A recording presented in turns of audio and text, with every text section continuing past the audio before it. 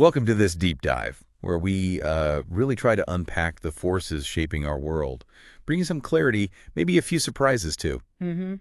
Today we're diving into something, well, incredibly relevant for so many of us. Modern romance. Yeah, it affects almost everyone at some point. Exactly. Yeah. How is technology, with all its algorithms and constant connectivity, Hmm. how is it changing how we find love? Or even what love means now? Right. If you've ever swiped left or right or wondered about where relationships are heading or just thought, wow, dating is so different, then yeah, this conversation is definitely for you. And we've pulled together some really fascinating insights for you, looking at everything from, say, big surveys out of Singapore tracking online dating's rise, to views from India on relationship dynamics, and even some of the tech shifts underneath it all. It's quite a picture how personal lives and the digital world are, well, tangled up now. It really is a huge shift, isn't it? I mean, think how common it is. A colleague, she actually met her husband on Coffee Meets Bagel. Oh, really? Yeah. Felt almost new a few years back. Good. And others meeting through like online hobby groups and finding romance there. It's not just odd stories anymore. No, the data confirms it. That 2021 survey in Singapore you mentioned, 1 in 3 dating singles met online. 1 in 3. Yeah, up from maybe 1 in 10 just a decade before. And people's willingness to even try it, that shot up too. It's incredible. That Singapore survey from their national population and talent division, it really just shows the speed. Openness going from, what, under 20% to nearly 60% Yep. in that short time. Remarkable. Wow. And of course, the pandemic pushed it even further, had a big impact. Oh, absolutely. Platforms like Pactor apparently saw a jump in new users, and people were spending, what, 10 times longer on the app in Singapore Yeah. when meeting face-to-face was off the table. Exactly. It just poured fuel on an already growing fire, really accelerated the trend. Right. COVID definitely gave it a nudge. And it doesn't seem like a temporary thing, does it? Yeah. Online dating feels, well, stuck in, part of the landscape now. It's even given us new words like ghosting. Everyone knows what that means now. Just cutting off contact. Yeah, a whole new vocabulary. So, okay, our mission today, let's try and get under the skin of this whole evolving world. We want to understand, how do these apps actually work? What are the challenges, the opportunities ahead? What about the big cultural shifts in romance? And maybe offer some useful pointers too. Yeah, exactly. For anyone navigating it all. Yeah. So, where else to start? But with the apps themselves, let's unpack how they actually function. Okay. Yeah, to get modern dating, you really have to look at how these apps operate. Our sources give us a decent look behind the curtain, often using Pactor as an example. The basic thing, swiping left for no, right for yes, and if you both swipe right, you connect. That's pretty standard everywhere now. Right, the swipe. But there's more to it than just that initial flick, isn't there? Oh, yeah. The interesting stuff happens after the swipe. Filters, for instance. Ah, filters. We know the usual ones, like age and height. Yeah. I think it's interesting culturally, right? Like, you found Pactor in Thailand. The horoscope filter is big. Exactly. That's what one source highlighted. Tells you loads about the nuances these platforms need to think about, adapting to local preferences. Fascinating. And then there's the whole geolocation thing, how they use your location data. Right, to show you people nearby. Precisely. Pactor, for instance, prioritizes suggesting profiles closer to you. The logic is pretty straightforward. Makes it easier to actually meet up in person. Which, as you said, is still really important for a lot of people. Absolutely.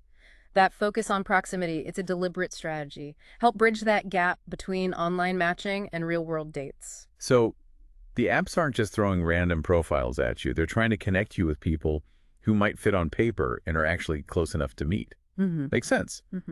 But this digital world, it throws up some pretty big challenges too, doesn't it? Oh, definitely. That's a really critical point. The rise of online dating, unfortunately, it's gone hand in hand with a worrying increase in scams, romance scams especially. Yeah, I saw that in the notes. The cases in Singapore, up tenfold in a decade. Tenfold. From about 80 cases to over 860 in 2022. It's quite startling. That is huge. Makes you think twice, doesn't it?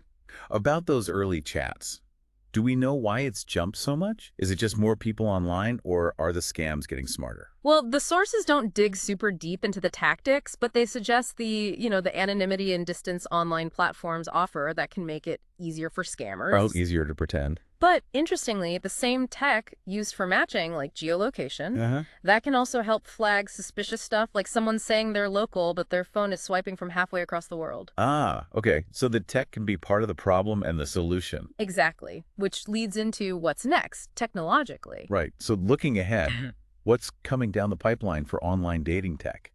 It feels like it changes so fast. Well, expect more focus on verifying users, trying to weed out the fakes and the scammers. Better verification. Good. And our experts also predict more live interaction features built in. Think video calls within the app itself. Oh, like integrated video chat. Yeah. The idea is to get past just texting faster, get a better feel for someone's actual personality, see if there's, a real spark beyond the words. That makes a ton of sense. You really can only tell so much from messages. A quick video call could save a lot of hassle. Exactly.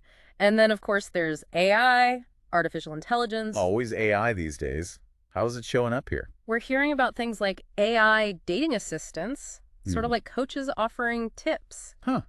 An AI wingman? Kind of, and also using generative AI and machine learning to make the matching algorithms, well, smarter, more precise. Trying to improve the matches. Right. The ultimate goal, one source actually called it the Holy Grail project, Huh. is to develop a prediction model that's really good at pairing partners successfully. Wow.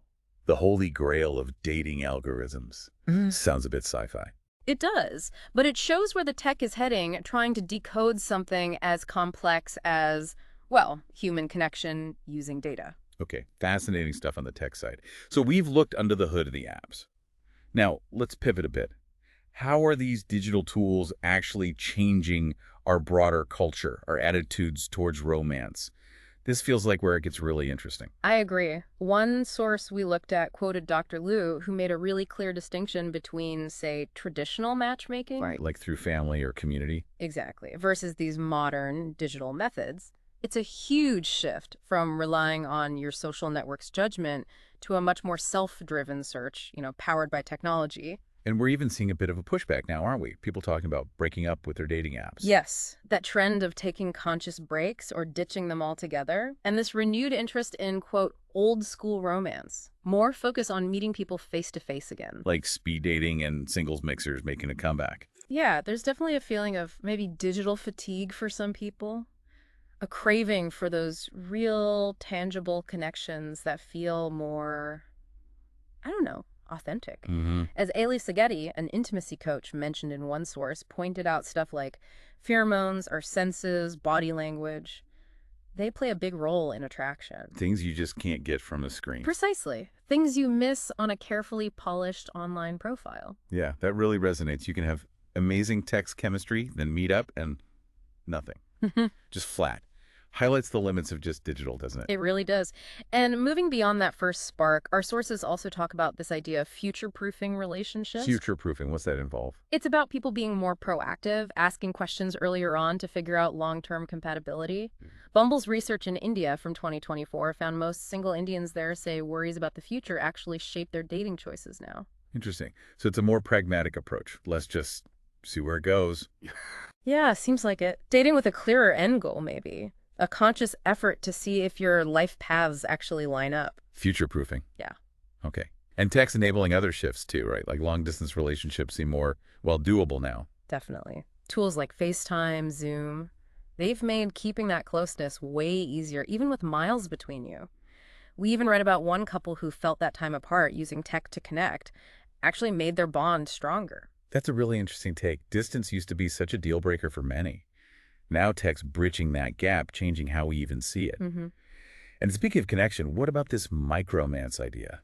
Small acts of love. Yes, micromance. It's all about those small, everyday gestures. Sending a funny meme they'll like, making a playlist just for them, maybe a surprise coffee delivery. The little things. Exactly. Bumble survey found a huge majority of single Indians think love is best shown through these small, thoughtful acts. Less pressure for grand gestures, more focus on consistent, intimate care. I really like that.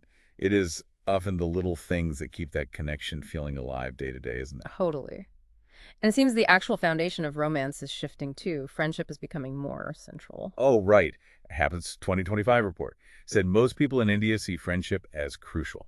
Yeah, a huge majority. Many even said it was the most important factor. It points towards partnerships built on shared values, respect, real companionship, not just starry-eyed romance. So the dreaded friend zone might actually be good, like the starting point for something solid. Could be the fertile ground, as you say, for something deeper, more lasting. And shared passions are getting bigger too, these micro communities. Absolutely. Online platforms connect people with super specific interests, right? So finding a partner who gets your obsession with, I don't know, niche board games or obscure sci-fi, Yeah. that's becoming more desirable. Those shared interests create strong initial bonds.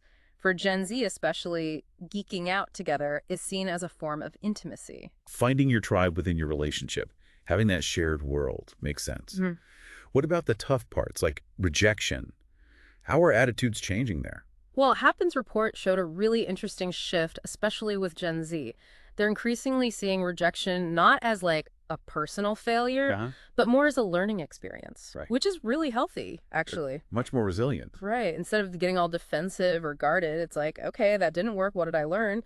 Helps you find a better match next time, maybe. Take some of the sting out of it. Yeah. Definitely a better way to handle it. Yeah. And linking back to that idea of being deliberate, there's this term intentional love too. Yes, exactly. The focus there is being really clear, really transparent about your relationship goals right from the beginning. So prioritizing those deeper talks about compatibility Yeah. over just, initial attraction. Yeah.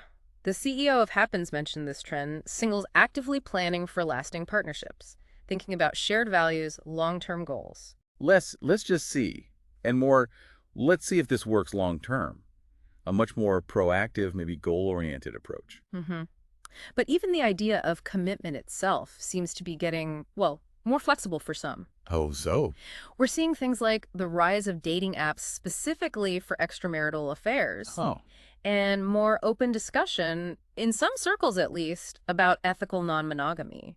It suggests people are moving away from rigid, traditional structures towards defining connection more on their own terms. that's a pretty significant cultural shift. Yeah. People questioning the old models, looking for arrangements that fit them better. And kind of related, but different.